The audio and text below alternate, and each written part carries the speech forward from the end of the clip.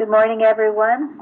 This is Saturday, June 25th, 2016, and we welcome you all to our Bible study.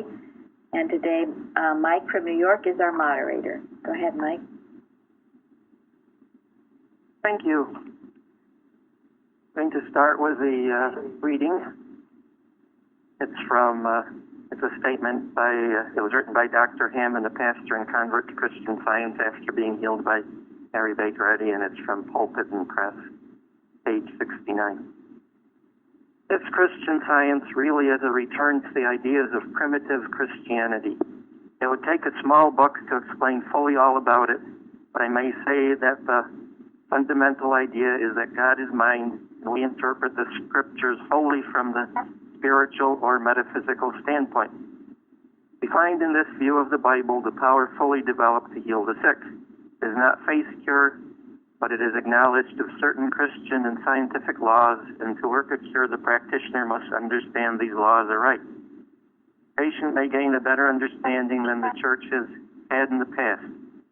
All churches have prayed for the cure of disease, but they have not done so in an intelligent manner, understanding and demonstrating the Christ healing. Good, thank you. That's wonderful. Thank you.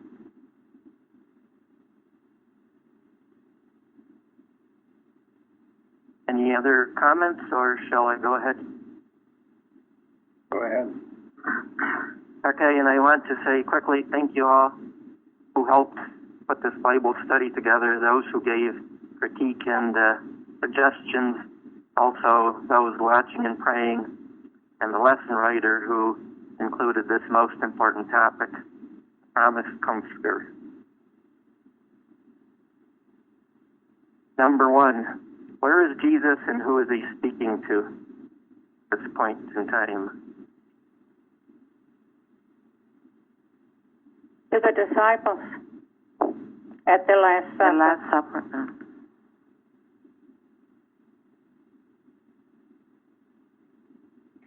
Yeah, I read it was called the farewell discourse given to 11 of his disciples. I don't think Judas was there. Yeah, he waited until Judas left before he went on this speech. Yeah. And it was immediately after the conclusion of the Last Supper in Jerusalem, the night before his crucifixion. So it was a very holy, sacred time. A lot of very important things were said, and that's interesting. Yes, he waited for Judas to leave, because of course he knew what was going to happen.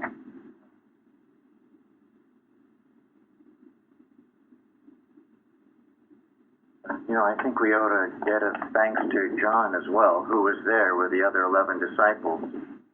But he gave us a discourse on this Last Supper that's quite extended, quite detailed. We have the benefit of having it. The other disciples didn't go into as much as John did.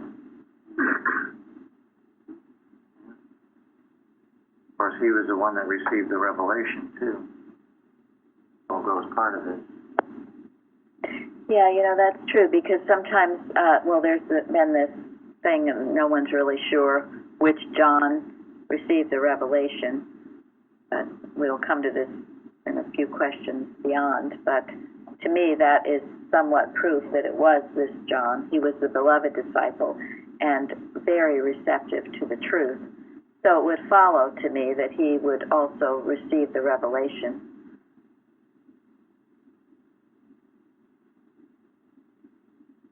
Yeah, And to remind, go ahead. well, I was just going to say, it's interesting. The book of John really is different from the other three books in the New Testament.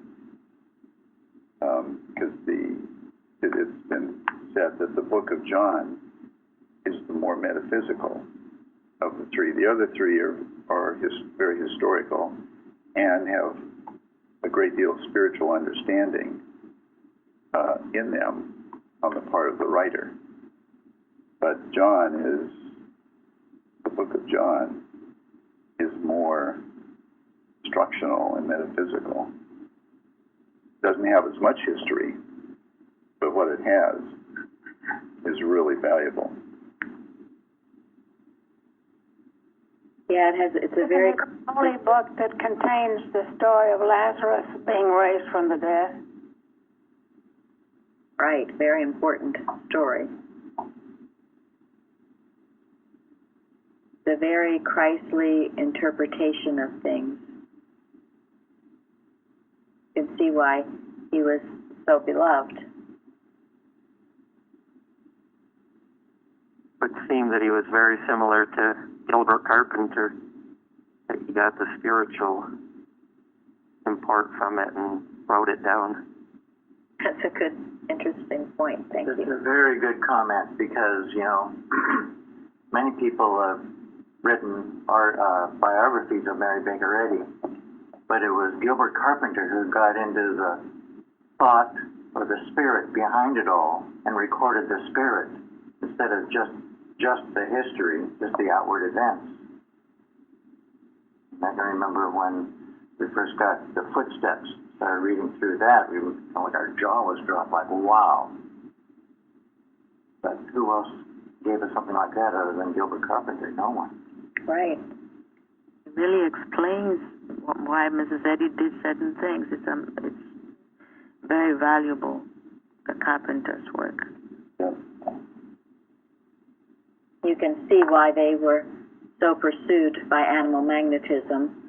And if you read Discerning the Rights of Man, what happened to Gilbert Carpenter Jr. and how he foiled all the plots of animal magnetism to prevent those books from being given out. That's a fascinating story.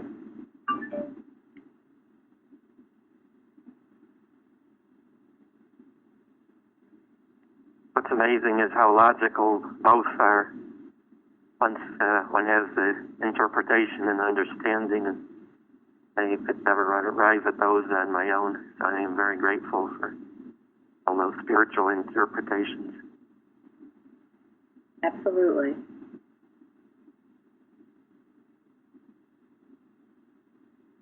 Anybody else on that?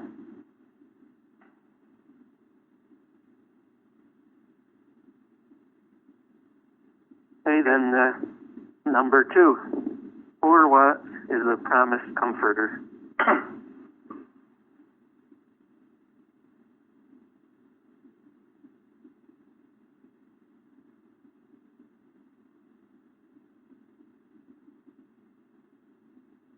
Spirit of truth, the Holy Ghost.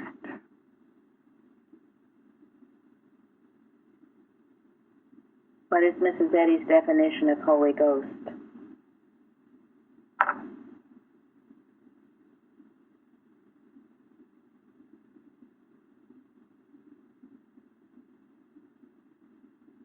Bruce? It is divine science, By science. the development of eternal life, truth, and love. Couldn't be more clear than that. It's interesting the different names that people have used to describe this comforter. I mean, Jesus referred to it as the Spirit of Truth with a capital S. And Mrs. Eddy says somewhere in Science and Health or Prose Works that it is the science of Christianity and divine science. And I remember when Albert Einstein read the textbook, he referred to it as the ultimate science. I think that was the term he used. And it's interesting that he spoke to his disciples because he said the world cannot receive it because it seeth him not. But ye know, for he dwelleth with you. Thank he knew you. that his disciples understood. Thank you. That's true today. There are only some people who can see it, and there are others who seem to be blinded by it, and not only blinded by it, they oppose it.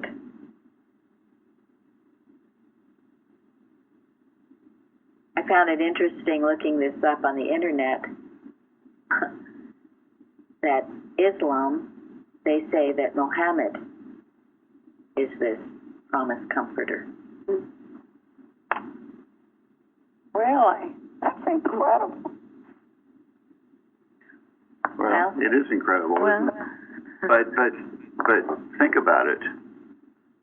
We have a pretty good idea as to what the promised comforter is, because we've experienced it in our own lives.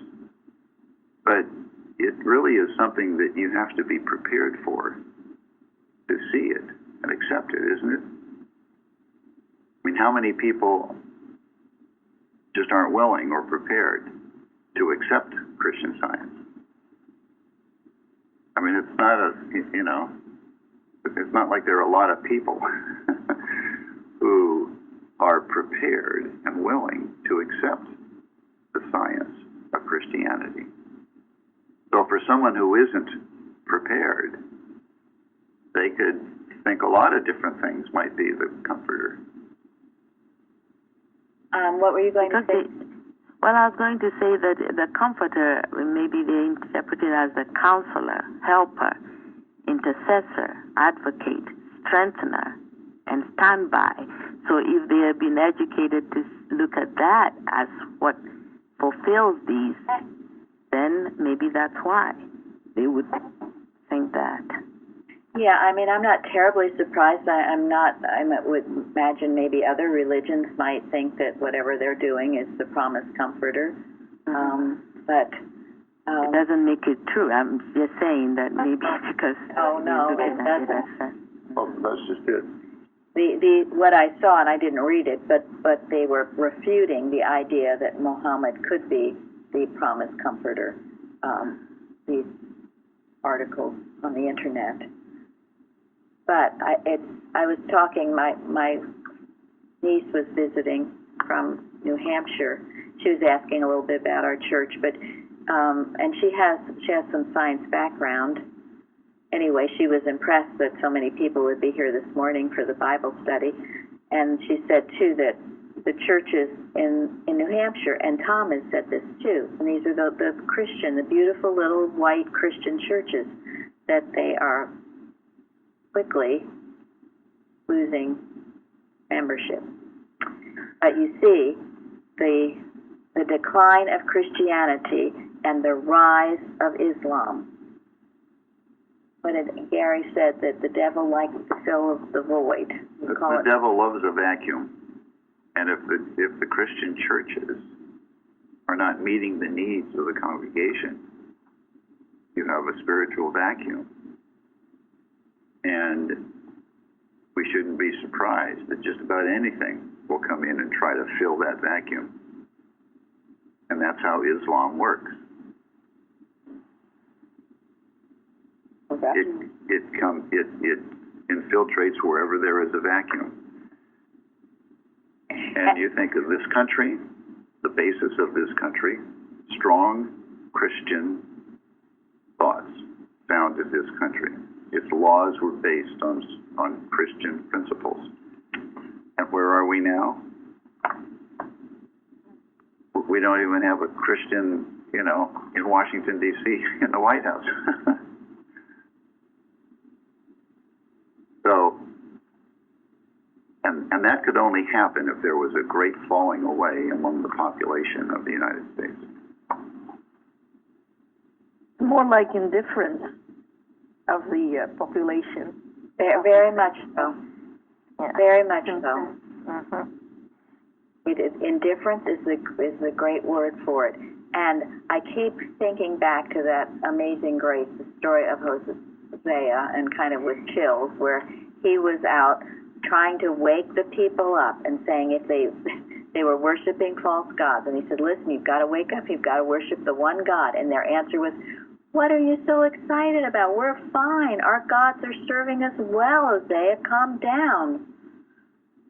We have our gods of materia medica, drugs, all these educational systems, the things that family, things that people worship before the one God.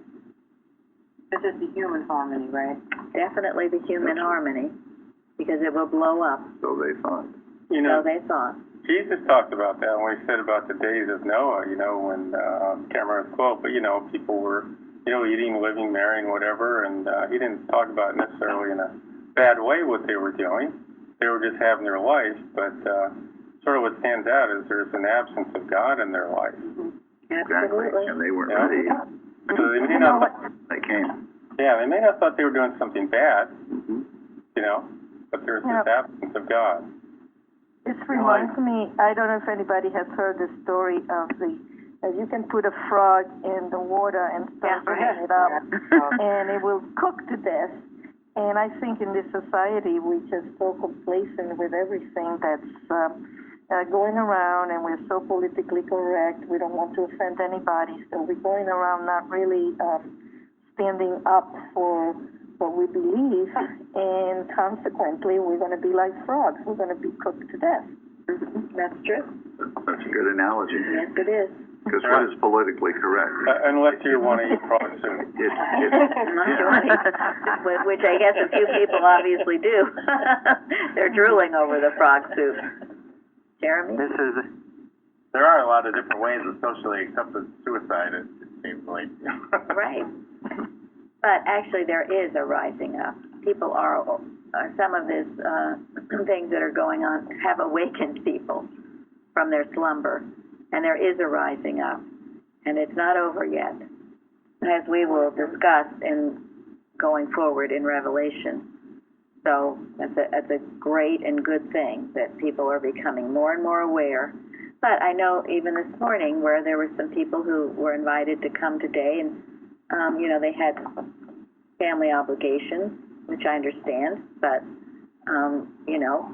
we all Well, do. maybe I'll tell you this, but I almost didn't come today because I'd made a promise to do something with my son today. Not much, but he wanted to go to the Green Market at Union Square, which is open on Saturday. So then I told him, I was going to Plainfield for that. When he reminded me, I was going to the Bible study, So the Green Market is also open on Friday. So when he was coming back from his voice lesson, he got off at Union Square and went to the Green Market and got what he wanted. And then when I saw him last night, he said, I did that so we didn't have to go to the Green Market today. Thank you. And that's how it works. That's how it works.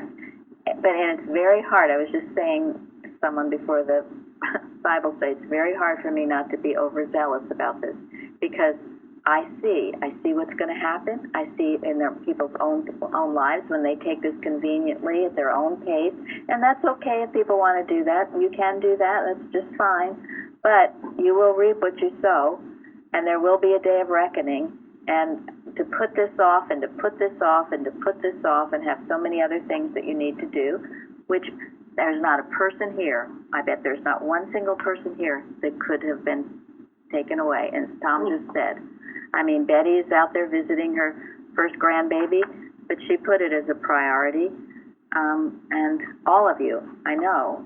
And sometimes, especially when you're starting out and you're starting to do it, everything will come in your path to keep you from doing this. It's laughable. Yes, it's laughable because you can, okay, here it comes. And what's the right attitude to take towards these things when they come at you? These things that try to keep you. First, you have to recognize them. Speaking for myself, Some of them. Yes. Yeah. But recognize them as a test. In other words, this is not personal. Like you said in your testimony on Wednesday, though, it's the Wednesday thing. That happens a lot. Yeah. Think of it as a test. You have found the pearl of great price. You have a need, and you are going to God to fill your need. Oops.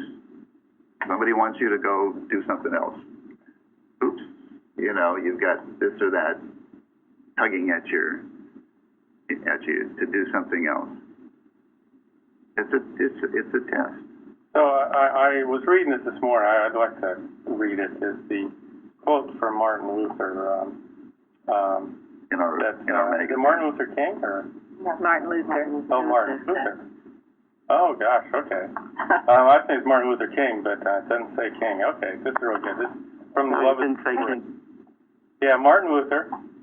I am much afraid that schools will prove to be the great gates of hell unless they diligently labor in explaining the Holy Scriptures, engraving them in the hearts of youth. Thank you. This is Martin Luther, Germany, And this is what we were doing here today. 14th century. Yeah. So, and I mean, we had company last night. A niece I hadn't seen in her family in a long time. They were spending the night, but we made it clear that, you know, we were leaving at 9 for the Bible study. And they accepted that. You know, they didn't say, oh, no, you can't go. You've got to stay and entertain us. Of course not. You just do it kindly and lovingly, and they understand. So, that's how we go on.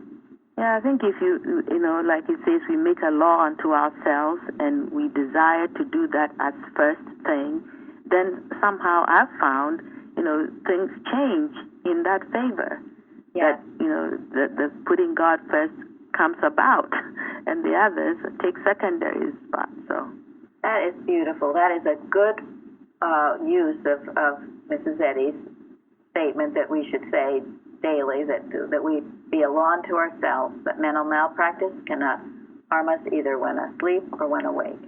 It's a good use of that. Thank you. Excellent. And the other thing that goes right along with that is that whoever is tugging at you to keep you from your rightful place, when you do the right thing, let them know that you're doing something else, you will bless them far more than if you ever gave in to them and succumbed to their wishes instead of what you know is right to do. Yes. Because the other principle in this equation is whatever blesses one, blesses all. Thank you. So you are by no means depriving anybody by your attendance and your dedication to the things of God. You are blessing yourself, them, and ultimately the world. Definitely appreciate that, and I appreciate you, Mrs. Singletary, of constantly pushing the point. One thing that Mrs. Eddy said was, though, that when things get really more difficult is when terror comes at you with nice things. When things are bad, everybody wants to do something about it, but what's happened is that with all these modern luxuries, one might say, and just walk to the store and there's innumerable amounts of food. People don't think anymore. You know, you got TVs and swimming pools and all these luxuries, and so everybody thinks everything is wonderful and ignores the rest. And I think the problem with like Muhammad is that somebody charismatic comes along, and that's what people fall for, is charisma. They go chasing after that rather than examining. And I didn't know until I came to Plainfield if my prayer was working, if I was on the wrong track or the right track. And just that understanding of the intuitions that one has is really a message from God. If one's agitated, one has to pray until one is calm and at peace. Those little things, if the whole world doesn't know that, how can they deal with it? You're right, thank you. And people pursue, as you were alluding to, where there are no demands made. I mean, I was shocked when I came here and Mrs. Evans started making all these demands. So you got to be kidding me. But in the end, it's what I really loved about her, her toughness. And then I began to see why she was demanding what she was. And it wouldn't happen unless demands were made. You say, oh, do whatever you want. Again, that's what this thing. That's the theme of the devil worship, yes. Satan worship. Do whatever you want. And that's sort of what happens in the regular churches, in the Protestant churches I've been to. You know, people do things if they want to, you know, come and go. Right, and they preach psychology instead of Christianity. Yeah, we've heard that too. But Yeah. and ultimately, no one can make you do anything you don't want to do. And if you're dragged here and you don't want to be here, you shouldn't be here. And that would be dreadful. We wouldn't want you here. It has to be out of love. And that is, I say that very much from the bottom of my heart. We don't want anyone to do anything they don't want to do. But once you start to learn this, and once you start to have healings, you begin to hunger and thirst after it, and you make it a priority, and that shows you're really getting it. But it's interesting, the quote from Martin Luther. What do the schools teach us about all of this progress that we've made humanly? People aren't starving anymore. I mean, starvation was common in his day because people didn't know how to raise food or take it to market or keep it from spoiling. Today, there's enough food to go around. That's not a problem. People aren't starving. They're starving spiritually, maybe, but definitely. But the human needs are easy for us to meet. But do the schools teach us how that came about? Why it is that mankind has made so much progress? It's those who want to change us and do us harm. That would be the foreign thought, and that must be checked as impersonally, as thought, not as person. And actually, South Korea is a good example of the power of the right idea. Not only America, but South Korea. South Korea was, there was very little Christianity in South Korea before the Korean War, and then after the war, a lot of missionaries went to South Korea, and they loved it. They soaked it up, and now I think some majority of the population in South Korea is now Christian, and that's just in the last 50, 60 years that's happened. And their economy is flourishing. I mean, they are doing incredible things economically, but it's because of the Christianity. It never fails. You just look around the world and you will see it. A direct correlation. So, okay, shall we move on before we finish an hour? Yes, number 3. What do we know about the author of Revelation? Yeah, I always assumed that he was John the Beloved, and I don't know if I'm right or not. Yes, and in chapter 1:9, verse 9, he explains that he was in the Isle of Patmos. He was being sent there, but the Romans were putting him away, so to speak.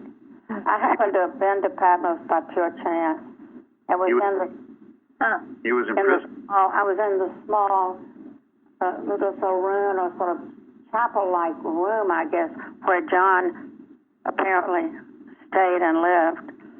I was quite young, so I didn't pick up much about it. But I believe he wrote Revelation. I mean, I think he had the revelation there. Yeah, I read about that. Very much alone there. Yeah, I said it was just so hot that he would retreat there, and that's after a particularly warm day, he did get that revelation there. And that he was 92 years old, prisoner of Rome, remote desert penal colony of Patmos on the Aegean Sea. It was a quarry mine for the Roman Empire, and it was home to many political and religious prisoners or slaves. And the Roman Empire at that time, Domitian, he was probably mad at John because he was evidently put in boiling water and it hadn't killed him. So they were going to put him there to shut him up because he wouldn't stop preaching the gospel of Jesus. He had to survive persecution. He was thrown there with violent prisoners, but he won them over to Christ. And that they couldn't shut him up, and he ended up receiving the revelation. And it was fascinating to me because it goes into many gospels that were not published, that were hidden. And during the Roman Empire, they were being read. But there was an astonishing range of books claimed to be revelations from apostles such as Peter, James. We heard of the one of Mary Magdalene, but church leaders suppressed them, and they wanted to suppress Revelation too, because no one could understand what it meant. But there was one man particularly who was responsible that it was not kept out of the Bible, thank God. But in studying this, we've come to realize a lot of the books that were suppressed were the more deep ones. They were the deep teachings that maybe Jesus gave to people like Mary Magdalene, whom he was very close to, or perhaps others, the more private teaching, which of course we feel would be more Christian Science, in which he got deeper into it. So, and I also read that this Revelation was written not long after 60,000 Roman soldiers had stormed Jerusalem and burned down its great temple and left it in ruins. And you can imagine the people wondered, here Jesus had been resurrected, and they thought wonderful things were going to happen.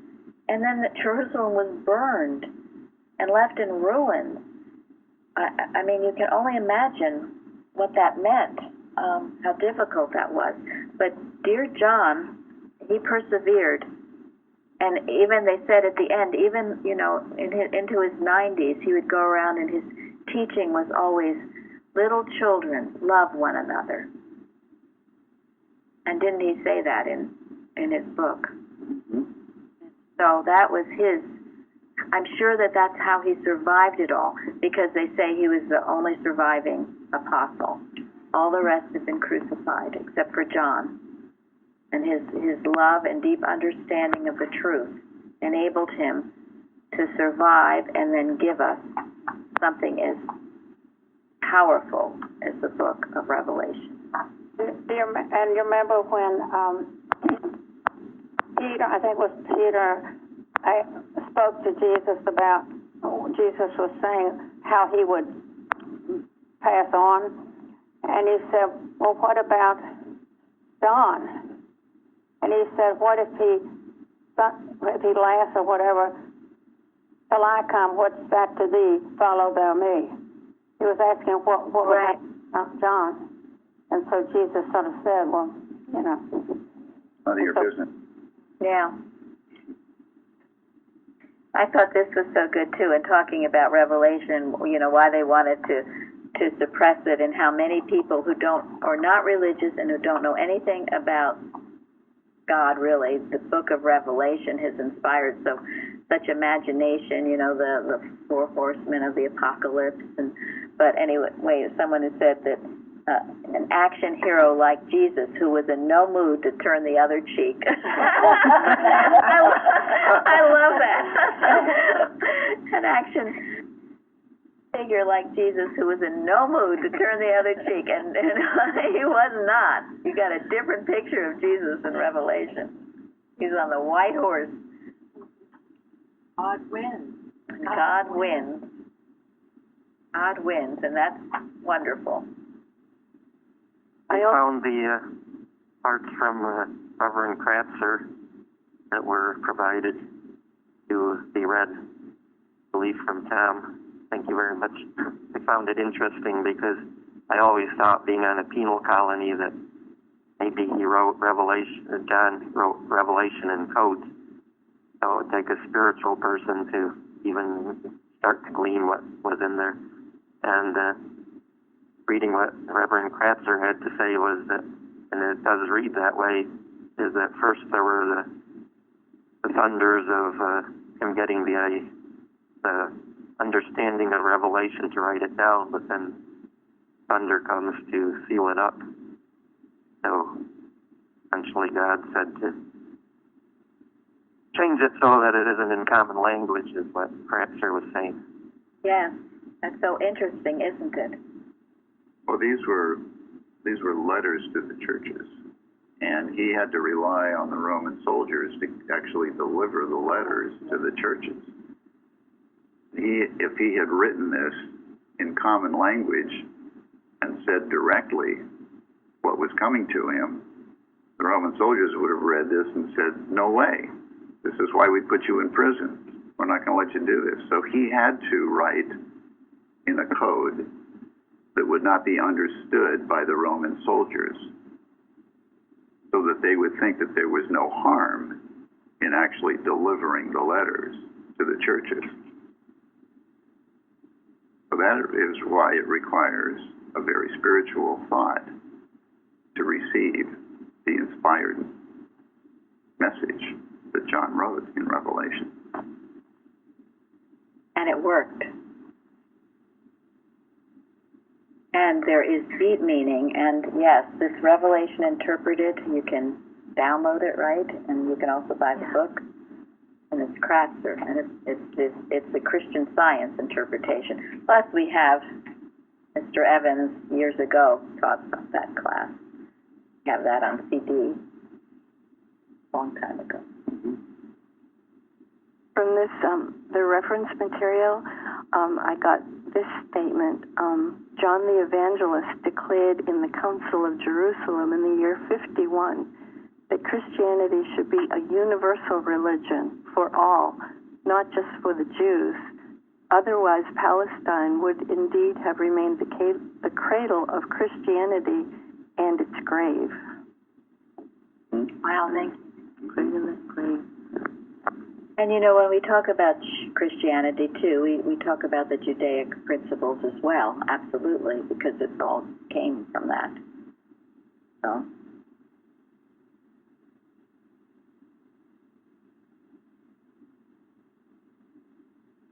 But the truth is universal. And Jesus knew that. John understood that. Eventually, some of the other disciples finally understood that. But it didn't come right away, most of them. Maybe not to any of them. That this is a universal truth. And that's what is so inspiring, because you do see people getting it all over the world. A lot of the media makes you think that no one's getting it, and that evil is so large and horrible, and they only report on all the negative things. But this world would not still be spinning around if that were true. And everywhere you meet, you have to admit, I mean, I just meet the kindest, best people just about everywhere I go, from every nation on earth. Truly, I do. I have found that when you speak, if I speak in Christian Science, it's walls go up. But if I speak about the universe and the laws of the universe, which of course are the laws of Christ and God, people listen and things happen. So I think it's important for us to remember that this universal truth will not be kept quiet. Thank you. Exactly. And you speak to people where they are. Yes. Exactly. And it's also because of the misconceptions about the name Christian Science. Yes, absolutely. It's very wise to do as Shardy just said.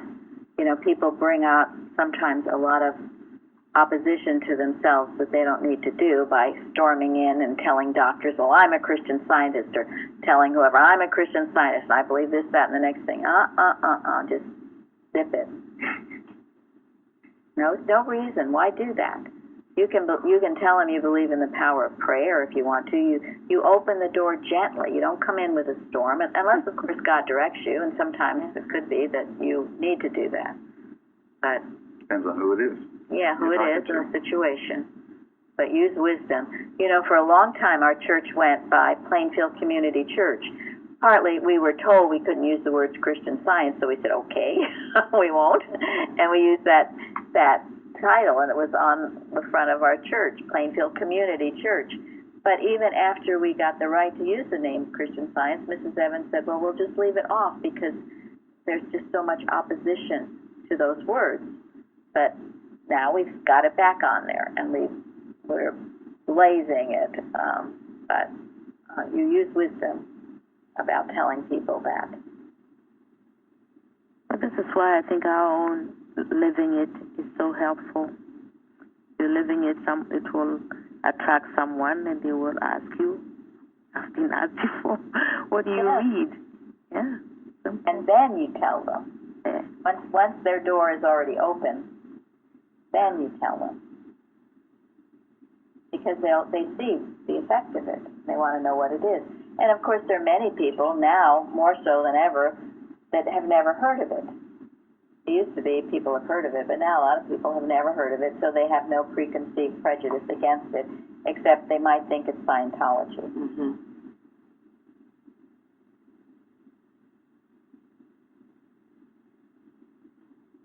How we doing, Mike? Good. I have one item that I'd like to share on this, and my favorite explanation of Revelation comes from Mrs. Eddy.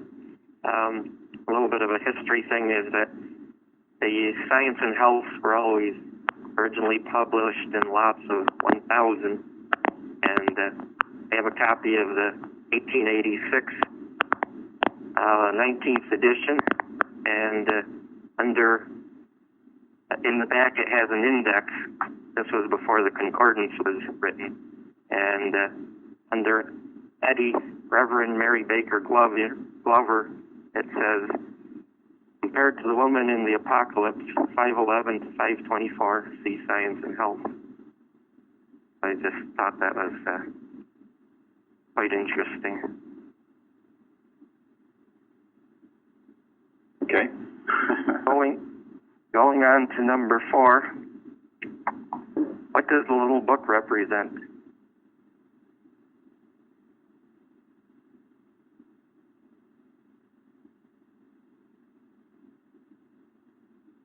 Who hasn't answered? Science and Health.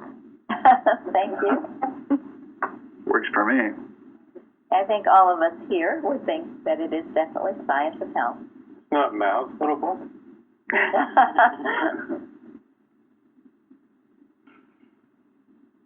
No, it's not the Quran. No. Okay, then shall we move to number 5, or anybody else want to?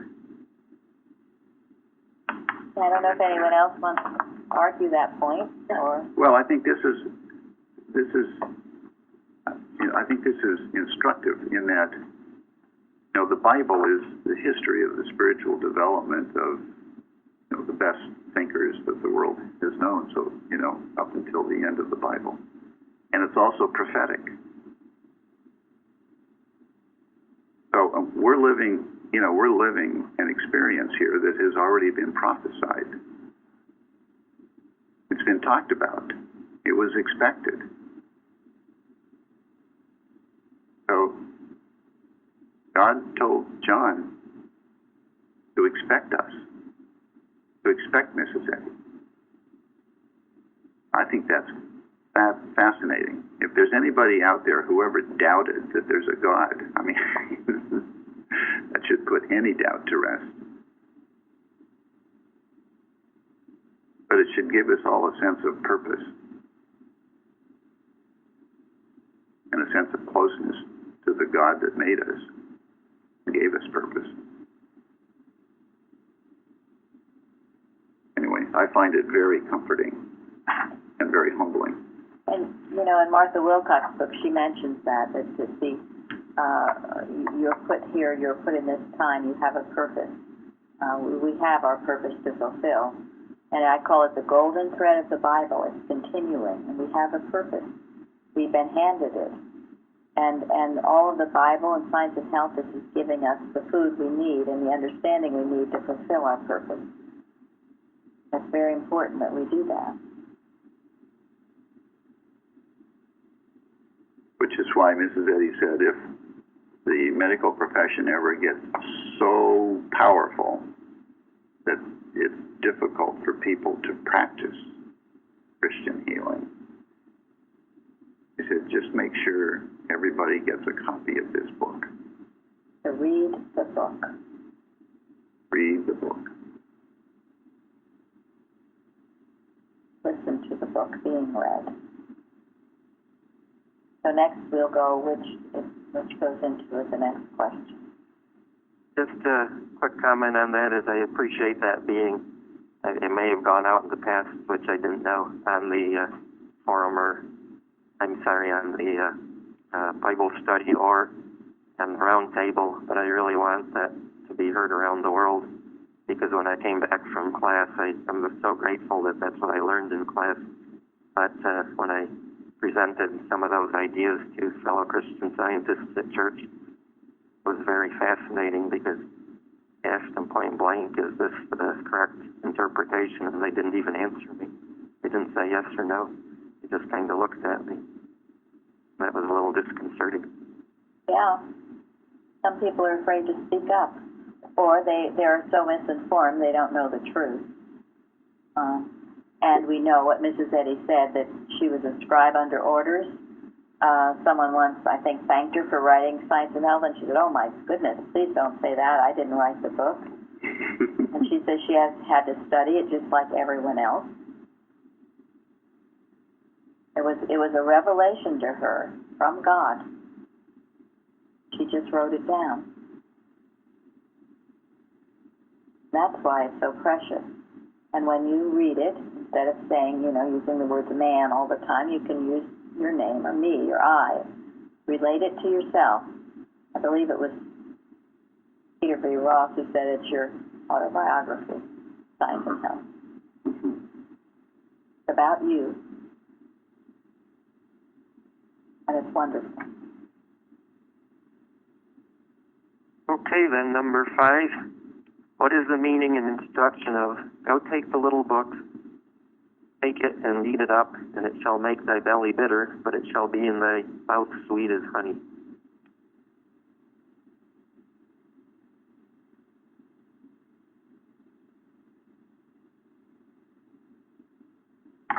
I guess it means you need to stock up on digestive aids. And that's what a lot of people do. And that would be Science and Health.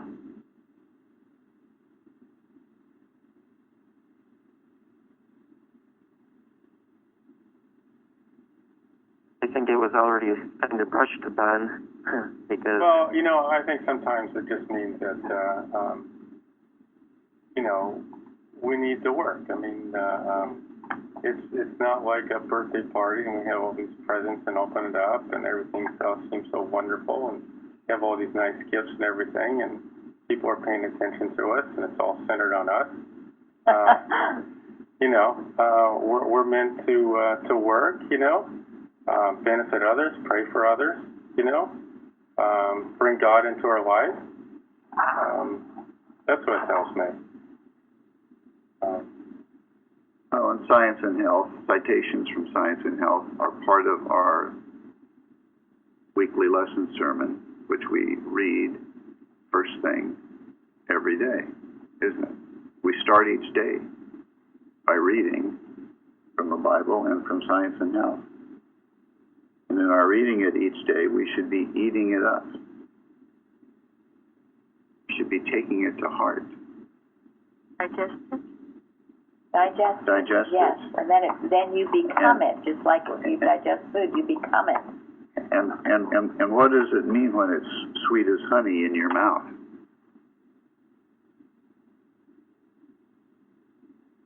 When you get those quick healings. Yes. Yeah, it makes you feel better. It heals you. It opens your eyes to things you need to know. It helps you see what's real and discern that from what is unreal. It helps you in every aspect of your life. And then what? What does it mean that it shall make thy belly bitter? Time to grow. Sometimes you're not willing to overcome sin in your life, the pleasurable part, and that is the problem. Thank you. Well, that is one problem, yes. Pastor refers to the belly as the material, sensual. It might appeal to your intellect at first. That sounds good, but then the more sensual things you feel you're having to give up. Mom, no one do that. No, thank you. I read that it's sweet to the higher elements in human nature, bitter to the lower elements. That's true. Well, it says about science that it arouses the 7 thunders. It helps you come face to face with things like pride and ingratitude, selfishness, and things, and it might be a bitter fight until you're willing to let it go And it's a little less bitter when you're willing, saying, this is no part of me and I want to grow. Why Science and Health is so clear about what man is, the image and likeness of God, and not identify yourself with these lower elements like you talked about. It might be a bitter fight, but there's a great reward if you get into it and do it. And, maybe some things aren't healed right away. Mrs. Evans used to call it, she said it would be the ring of fire. People would come at first so excited about, oh, this is great, I just love it. And then things would be demanded of them. Or maybe that one thing they wanted to be healed of didn't leave right away. And so they turn away. It's also like the sower and the seed. Becomes bitter. You go, okay, I can't take this. I can't digest it. I don't want to. I don't like it. It's too hard. Yada, yada, yada. And they turn away. I mean, Shardy told me about someone recently who had been a scientist and no longer was, and his reason was? Well, he said he didn't have the healing, and he wanted them, and I don't know why. And there's family stuff there that I don't know about. So he left. Well, and Gary and I were talking about that, and if it hadn't been for Mrs. Evans and her teaching of science, I would have left too. I think I would have. It was a nice intellectual thing, but I wasn't getting healed either. Because it's bogus. But, I wonder, can you really leave science if you understood it at all, for good? That's no, the you point. can't, and that Thank is the you, point. Florence. You can't. I don't think you can either, because I went for years without a church. And even in the hospital, I read Science and Health because I knew it was the truth. I could never give it up. Well, I think once you're exposed to it and you read it, there's no way you can, blindfold yourself and go back to some other kind of belief. Because it's not true. If you have the understanding, but if you don't have the understanding, and that's the point, you could leave it. And the bogus science doesn't really give it to you. So. That's why I think the example of Kate Buck, I'm so thankful that she wrote that story of her life. That it got to the point where she wanted this healing and it just was not coming. Yeah. But she read the textbook, and she came to the point where saying, I don't care if I am ever healed. Yes. What I'm learning here is so wonderful and so good. Obviously, she was eating it up. Later, she had the healing, but it was because her love for the truth was on fire. And that's an article on our website called Slow Healing. She has one, too, about healing. And it's what Florence spoke to on Wednesday. Mm-hmm. Yeah.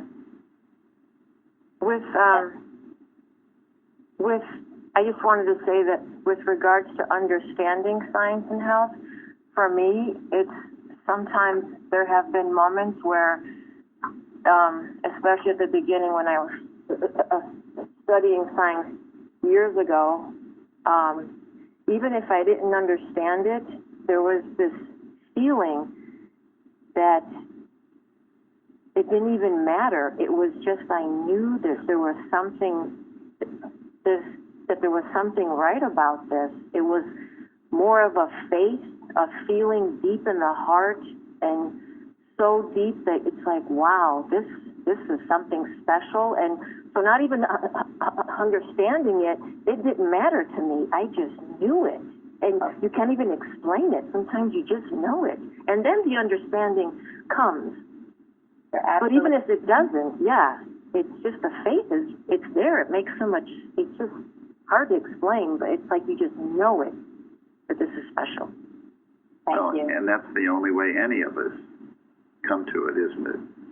Because it says we walk by faith and not by sight. It's your spiritual sense guiding you. And your spiritual sense is never wrong. And that's why, too, that it can't be handed down, because you have to have that feeling.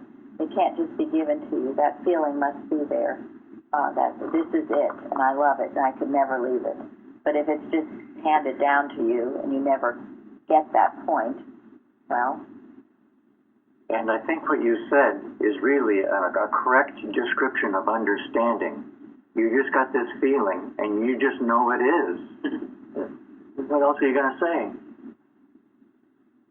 And is there ever a time when you understand everything?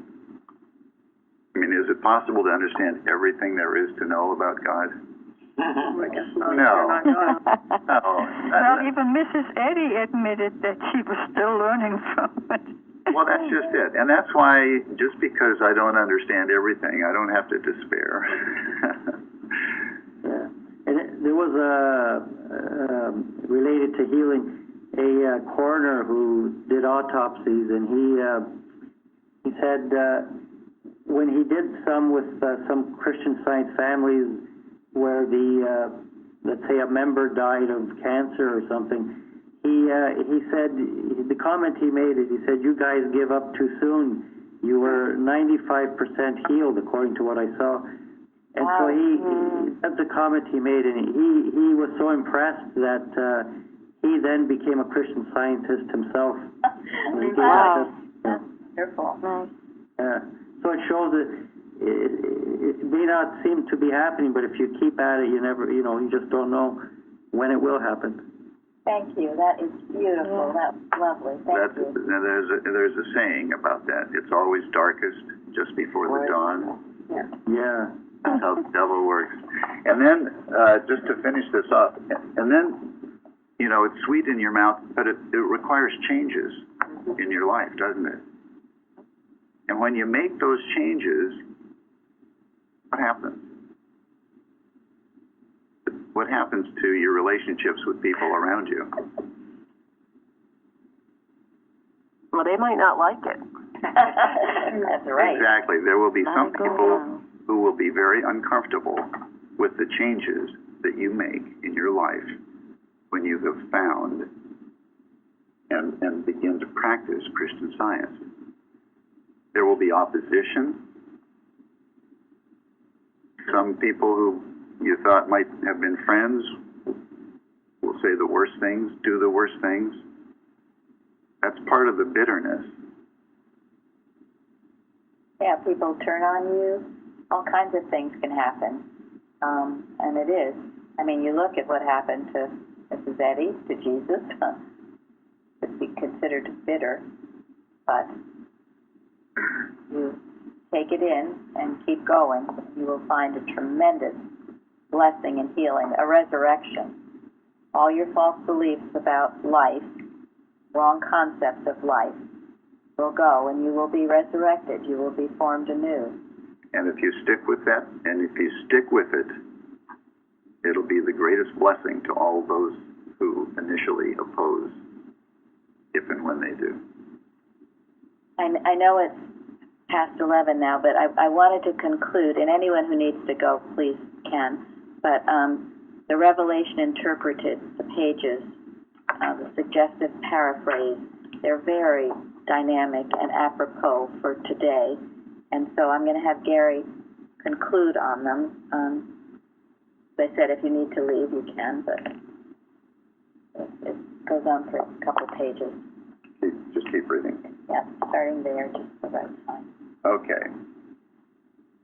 This is John's vision of the full truth. And I rose to another great vision of the Christ, a vision which seemed obscure at first, yet it promised much, and showed an aspect bright as the sun, and seemed founded on truth and love. And the vision, though important, was not lengthy, but the truth thus revealed has power to suppress both latent, hidden error, and the visible and audible forms which it has assumed.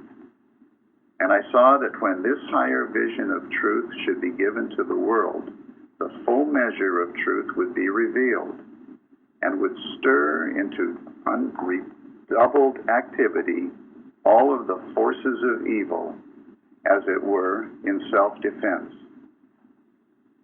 And as I was about to write concerning these things in detail, it was revealed to me that this would be unwise at the time, but that I should keep the revelation to myself. And it was revealed to me by the Christ on the authority of the everlasting creative mind that there shall be delay no longer than until the seventh or final vision of truth, the perception of spirit as the only substance shall be given to the world, when all the things of God which have been hidden shall be revealed and demonstrated, as has been declared by the prophets of God. And I felt impelled to receive, study, and practice the brief but mighty revelation of truth. And when I had done so, I found that the theoretical understanding of this truth, my first sense of it, was very inspiring and agreeable. But I found that the practice of it involved me in bitter struggles. And it was revealed to me that later I must speak forth the truth in the face of the wide circle of humanity. And this vision gave unto me the principle of absolute truth. And I felt impelled to use this principle to make a mental measure or estimate in order that I might understand aright of the spiritual consciousness and of the true method of worship and of those who worship God correctly.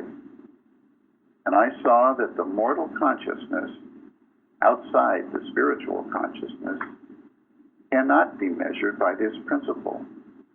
For this mortal consciousness is given over to those who do not worship God in truth. And they shall treat the spiritual consciousness with contempt during the apparent ascendancy of Satan. And during this period, the Holy Spirit, manifest as truth and love, will be active among men, though they will occupy a humble position in the midst of worldliness. As the bearers of the light of God to men, they may be likened to two candlesticks, perpetually fed by the oil of two olive trees.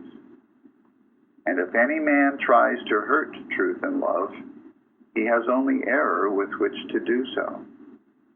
And this error they destroy when it comes in conflict with them. And if any man persistently attacks the Holy Spirit with a given error, he is thrown back to have his mortal life destroyed by that same error. Harmony is included within the life of obedience to truth and love. And while these witnesses are held in a subordinate position by men, men are excluded from harmony. And because of this, mankind will be engaged in bloody wars and smitten with plagues as long and as often as men neglect these witnesses. And while they are giving their testimony in a position subordinate to worldliness, enraged evil will use the forces of human government and will seem to suppress them entirely in the realm of human activity. And the churches and institutions which have embodied truth and love in the world will seem to lie dead before the dwellers in sense testimony, whose mental habitation is typified by Sodom and Egypt, in which wicked mental realm the crucifixion of our Lord was conceived and executed. And the dwellers in mortal sense will treat the lifeless human institutions of truth and love with contumely during the apparent ascendancy of Satan. And the wicked will make merry at the apparent suppression of these witnesses and their human embodiments, which had been very troublesome to the wicked. And at the end of Satan's time, the Spirit of life from God will enter into the human institutions representing these witnesses, and they will begin to flourish again. And great fear will fall upon those who had supposed them dead. And these witnesses will be called to occupy high places and places of great power, and their enemies, beholding them, will be struck with consternation, though they will be so clouded or obscured to mortal sense that their enemies cannot understand them. And at the same time there will be a great upheaval, and a large part of the power of mortal belief will be overthrown. And in the upheaval, the mortal natures of the spiritual conquerors will be destroyed, and those not regenerated will be affrighted and will acknowledge the power of God. The second of the woes has been revealed, and the revelation of the third cometh quickly. And when the human consciousness shall attain unto the perception of spirit as substance, there will be a mighty energizing of truth in the spiritualized human consciousness, declaring, the kingdom of the world is become the kingdom of our Lord and of his Christ, and he shall reign unto the ages of the ages. And all spiritual consciousness will humble itself before God, saying, we give thee thanks, Almighty and everlasting God, because through thy power evil is overcome, and thou alone shalt reign.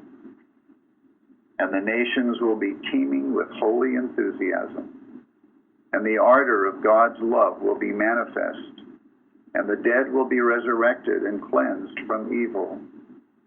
And God will give reward to all his servants, and will destroy all agencies which render material sense discordant and destructive. Amen. Amen. Thank you. Wow. So that's happening, and that's why what's going on, our work, is so highly important. So thank you, Mike, for stepping up and giving us this. Thank you, Mike. Yeah, thanks, Thank Mike. you. Thank you very much. Thank Thank you, you all. everyone. Thank you. Thanks, Gary. Thank you all.